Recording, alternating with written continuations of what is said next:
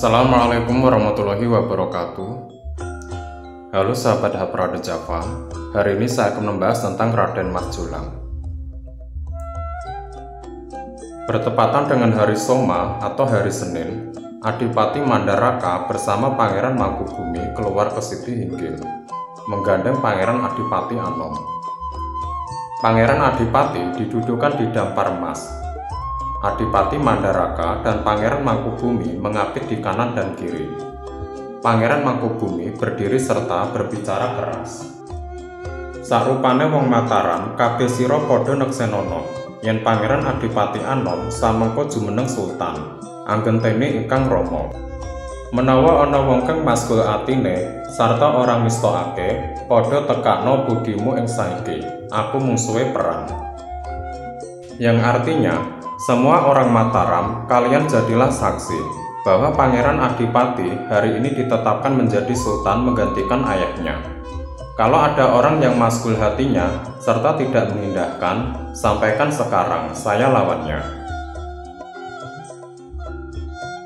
Orang Mataram semua ibarat suara burung, mendukung semua. Para sentono, para menteri, bupati bersedia berbakti kepada Sang Prabu. Sang Prabu lalu masuk ke dalam kedaton. Selama menduduki tahta sebagai raja baru, negara Mataram gemah ripah.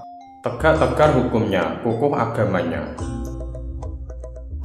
Waktu itu, Sang Prabu memerintahkan balanya supaya membangun taman di Danalaya, arahnya di sebelah barat kedaton.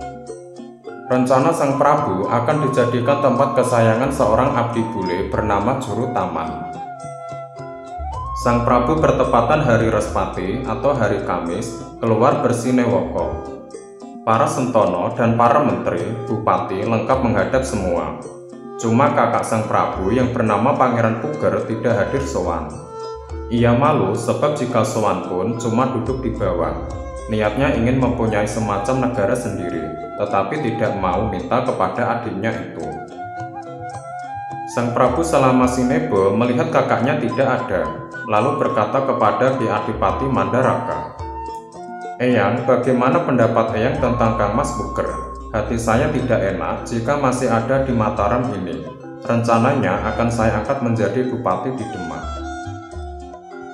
Ki Adipati Mandaraka dan para sentono menyetujui kehendak raja itu. Bahkan diharapkan dapat menjadi benteng batas bagi negara Mataram. Sang Prabu utusan memanggil Pangeran Puger. Pangeran Puger segera datang, dipersilakan duduk sejajar dengan raja, dan menyampaikan bahwa Pangeran Puger akan dijadikan menjadi bupati di Demak. Pangeran Puger sangat berterima kasih. Kemudian Sang Prabu lalu masuk ke dalam istana. Pagi harinya, Pangeran Puger lalu berangkat bersama putra dan istrinya, boyong ke Demak. Orang Demak sangat hormat dan setia semua padanya. Pangeran sudah sangat mulia di sana. Lama-kelamaan, Pangeran Puger lupa kalau ada di bawah kuasa adiknya Sang Prabu. Ia berniat membangkang, merebut waris di keraton. Semua akibat terkena hasutan bawahannya yang bernama Adipati Gending. Pangeran Puger dibujuk untuk menjadi Raja Mataram. Bukankah beliau sebagai putra sulung punya hak menggantikan almarhum Panembahan Senopati menjadi raja? Pangeran termakan hasutan itu, lalu menjatuhkan perintah kepada bala prajuritnya untuk menguasai semua tanah di sebelah utara Gunung Kendeng. Orang-orang di daerah itu sudah takluk. Pangeran Puger semakin percaya hasratnya akan kesampaian. Prajuritnya semakin banyak. Setiap hari selalu menyiapkan senjata dan serdadu, menunggu waktu merebut kekuasaan di Mataram. Yang menjadi andalan perangnya adalah Adipati Gending dengan Adipati Panjer. Pada suatu saat, setelah dirasa siap berangkatlah mereka. Prajuritnya tak terhitung jumlahnya. Pangeran Puger memimpin langsung. Di sepanjang jalan, prajuritnya menjarah harta benda penduduk dan memboyong perempuan-perempuan mereka. Adipati Pajang sesudah mendengar berita tentang hal itu, segera melaporkan ke Mataram. Sang Prabu sedang bersinewaka. Adipati Pajang unjuk atur bahwa Adipati Puger Demak sekarang membangkang, berniat menggempur Mataram. Ia sudah menyiapkan barisan prajuritnya di dusun Tambak Uas. Sultan Pajang mendengar kabar itu sangat sedih hatinya. Ia segera mengundang para menteri dan para bupati untuk menyusun bala tentara beserta senjata untuk menandingi keinginan Adipati Demak itu. Sang Prabu akan memimpin langsung para prajuritnya.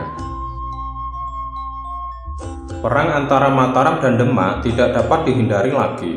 Akan tetapi dalam peperangan itu, pasukan Demak dapat dihancurkan oleh pasukan Mataram. Pangeran Puger dapat ditangkap. Atas kebijakan Mas Jolang, Pangeran Puger dibuang ke Kudus pada tahun 1605. Di samping pemberontakan Pangeran Puger, juga terjadi pemberontakan Pangeran Jayaraga pada tahun 1607. Karena ketidakpuasan, Adipati Ponorogo yang masih merupakan adik Mas Jolang memberontak kepada Mataram.